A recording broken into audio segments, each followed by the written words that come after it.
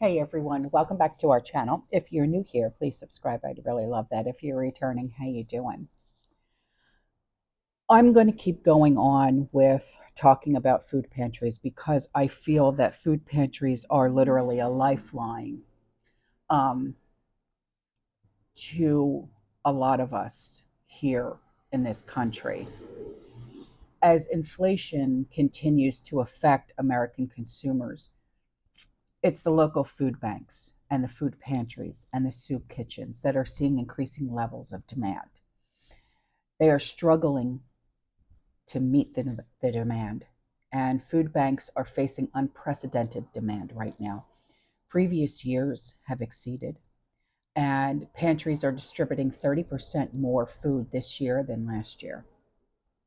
Reports are showing that food pantry levels are also emptier this year thanks to inflation. And governmental programs and national donations they depend on have dried up. A lot of companies have refined their operations to not produce as much, and it's limiting the amount of product that is available. Not as much is becoming available off those shelves to donate to these food pantries. Compounding the issue is the growing demand of food pantries that they are seeing, with people who had previously broken free of their dependence on food banks and food pantries and soup kitchens are now returning because of inflation and the financial issues it has created for them. The situation is so bad in terms of overwhelming demand and lack of funding and food that many food pantries are actually closing their doors for good. I would say it's close to the worst. It's very close to the worst.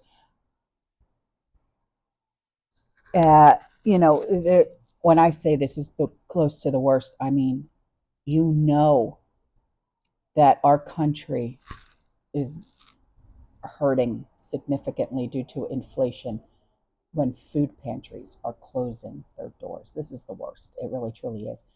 It's just very different, to be honest. I think pantries are now in a worse condition than they were during the pandemic because now there are people who need food, but the money, the donations, the food, it isn't there.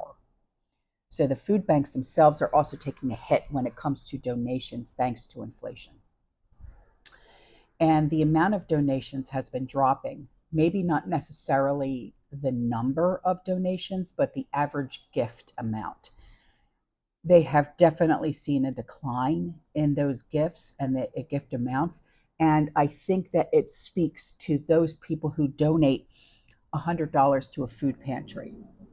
Now they're donating $50 to the food pantry because the other $50 has to go and fill up their gas tanks. Inflation is also impacting transportation costs. Some pantries receive truckloads of donated produce and food and stuff like that from companies that are in nearby states, but they have to pay to get that truck to their facilities. Now, unfortunately, this comes at a time when demand is rising, and pantries used to see about 150 people a month before the pandemic.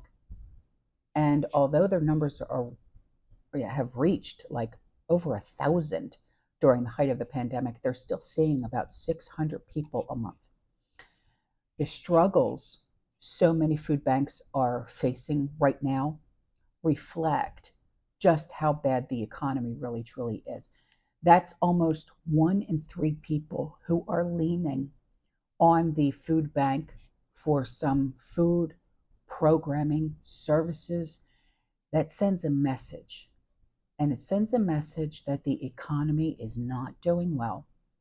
Rising rent, transportation, utilities, childcare, they are leaving people without enough money to put food on their tables. As many Americans struggle to make ends meet and feed their families, and food banks have trouble meeting these demands, it can be very disheartening. to see the U.S. spending billions of dollars on housing and feeding others instead of our own. Unfortunately, this is the reality right now for our America. All right, guys, I'm out of here. I will see you in the next one, okay? You stay safe, you stay positive, you keep prepping, and as always, fear less. Ciao.